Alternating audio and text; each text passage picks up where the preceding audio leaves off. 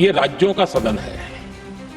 आने वाले समय में ये संकट हमारे देश की बड़ी परीक्षा लेने वाला है और इस परीक्षा में सफलता के लिए राज्यों का सहयोग बहुत आवश्यक है।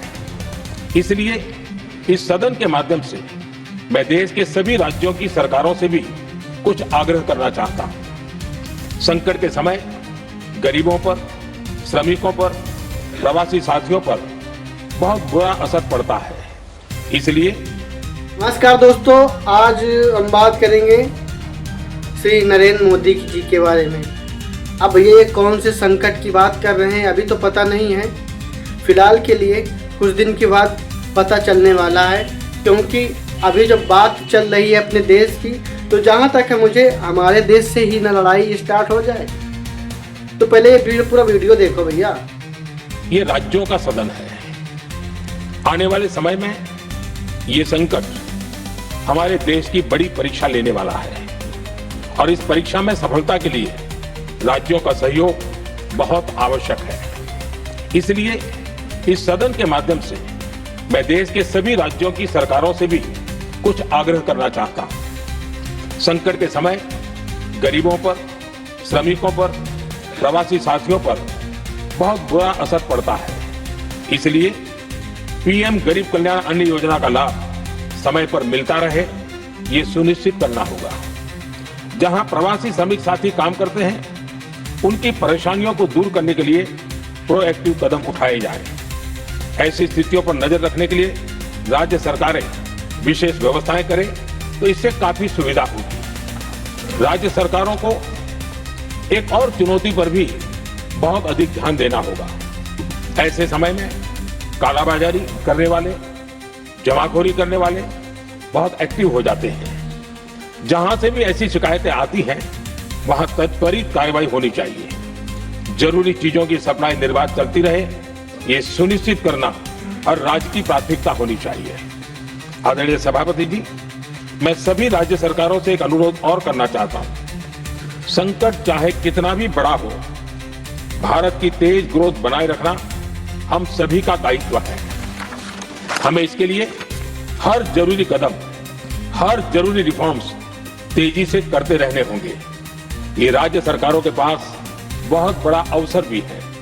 ये टीम इंडिया की भी बहुत बड़ी परीक्षा है। कोरोना के महासंकट में केंद्र और राज्यों ने टीम इंडिया बनकर कोविड मैनेजमेंट का एक बेहतरीन मॉडल सामने रखा था। अलग अलग पॉलिटिकल पार्टी की सरकारें होने के बावजूद टेस्टिंग, वैक्सीनेशन से लेकर जरूरी चीजों की आपूर्ति टीम इंडिया के प्रयासों से ही सुनिश्चित हो पाई थी।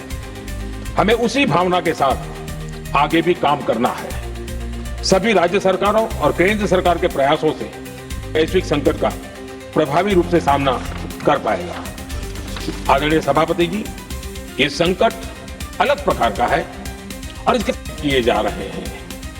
हमें धीरज के साथ, संयम के साथ, शांत मन से हर चुनौती का मुकाबला करना है।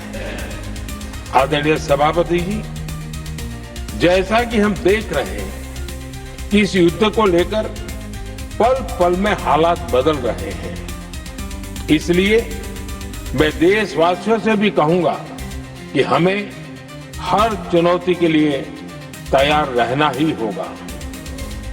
इस युद्ध के प्रबल आशंका है, लेकिन मैं देशवासियों को भरोसा देता हूं, सरकार सतर्क है, तत्पर है और पूरी गंभीरता से रणनीति बना रही है, हर निर्णय ले रही है।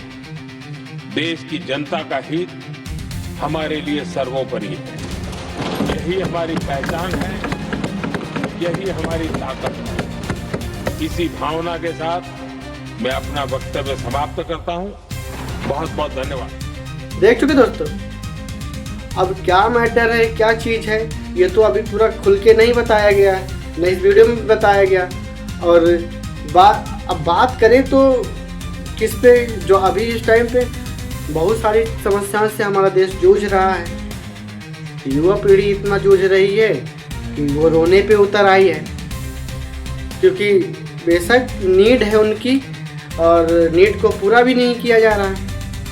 अब पहले तो युवा परेशान थे, अब गांव के हर एक व्यक्ति परेशान है, क्योंकि इन्होंने ऐसा कुछ बना दिया है, चीज़ें ऐसी कुछ बना दी हैं कि गांव तक नहीं छूट पा रहा है। पहले तो नोटबंदी, दूसरी फिर अब ये क्या कहते हैं कोरोना, तीसरा ये सिलेंडर।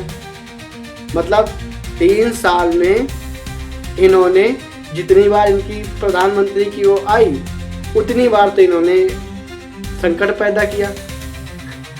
2020 अब 2014 में इनकी सरकार बनी थी तो इनको नोटबंदी कर दिया। क्या बताएं।